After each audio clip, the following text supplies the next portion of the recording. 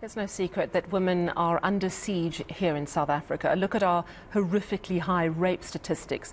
And remember, these are just reported cases. It's confirmation of that fact. We're not safe.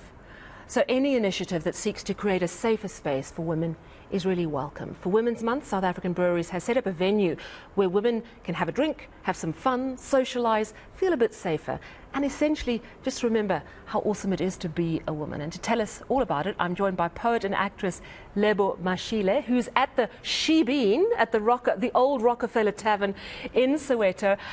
Lebo, what a great concept. You've been inside. Our reporter was not allowed in because he's a guy. Tell me what it's like in there.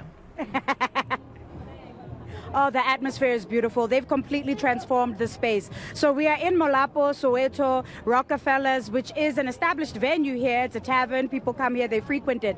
But for the entire month of August, it has been transformed into the most sumptuous, beautiful, woman-friendly space. Women are looking beautiful. The venue, the decor, the food, it's a vibe in there. And I think there's a sense of ease that, you know, I feel certainly, and I think other women are feeling it, just being in the company of women and knowing that, you know, you don't have to worry about some of the things that you have to worry about when you normally go out on a night on the town.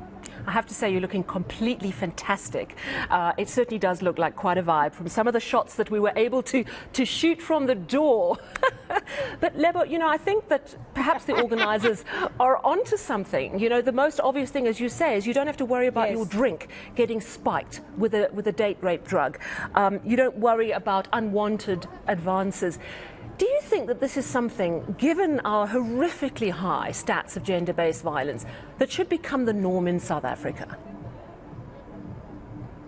You know, Sally, we enjoy the benefit of living in a country that produces such incredible culture and music. South African groove is legendary all over the world. Amapiano artists and DJs and musicians enjoy a global following from right here in South Africa. So how is it that women in our society who are so much a part of this very same culture are unsafe within it? I think it would be great if more venues could be deliberate and intentional about creating women-friendly spaces, if not women-exclusive spaces that are dedicated to women. You know, even if it's just on certain nights. One of the wonderful take-homes of this campaign is that SAB is setting up a criteria for all of their suppliers. So venues around the country will be graded according to their levels of safety for women. So the ripple effect of this is bigger than just the community here in Molapo and the people who are partying here tonight. In fact, this venue is going to remain like this for the entire month. So this is great. I hope that the owner of the venue carries on doing this, even if it's once a week. Yeah, absolutely. I have to ask you, have you noticed any bouncers? You know, whenever there's a nightclub, you're going to see your big guys, normally dressed in black shirts, looming large above all of us. I mean, do they have female bouncers? Are there men bouncers sort of lurking safely around? Because those are normally the people we want to rely on to make us feel safe. That's very true. That's very true. You know, it's women on the door. It's been women who have been vetting people. There are men in the space, obviously. There are, you know, men who are working as crew and who are working as tech. So there are a couple of guys inside the space. But, I mean, by and large, it is 99.99999% women. And I think that I heard a story that there were some guys trying to get into the venue.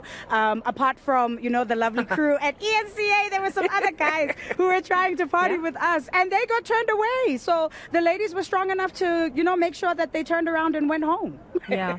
No, look, you know, I think it's a great concept and it makes an important point. The reality of our life as women in South Africa. We're not safe. We're not safe to walk down the street.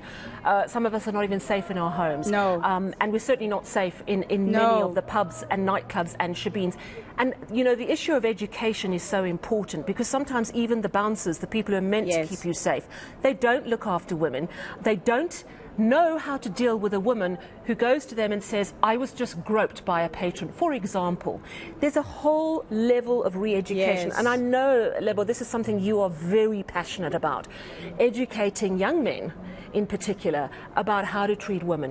What is the norm, how it should be done? Do you think that this could lead to something like that, where we actually feed out from that lots of education? I hope so. I hope so. I mean, there's an entire value chain that feeds into the entertainment economy, from the Ubers that we take to get to these spaces, to the people who feed us, to the people who, you know, where we buy our clothes.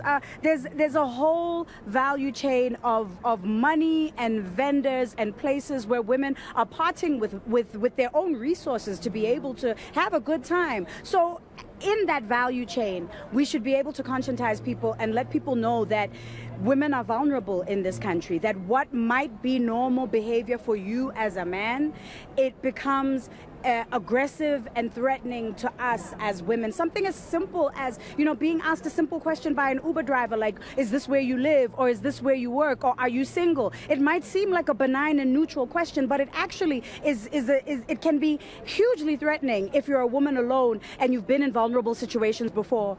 I think there's a lot of cues that venues in particular can take. I was in Brussels late last year, and in one of the venues where we were working, there was a sign in the toilet that said that if you are a woman who's in a vulnerable position, if you feel like you are being targeted by somebody and you feel unsafe, order a specific cocktail. I forget what the name of the cocktail was, but they said if the bartender or the person who's serving you hears you say this name, they will know that you are in danger and somebody will come to help you. So, you know, I think the onus is on people who genuinely care for women to put their money where their mouth is. We live in a culture where misogyny and violence towards women has been institutionalized.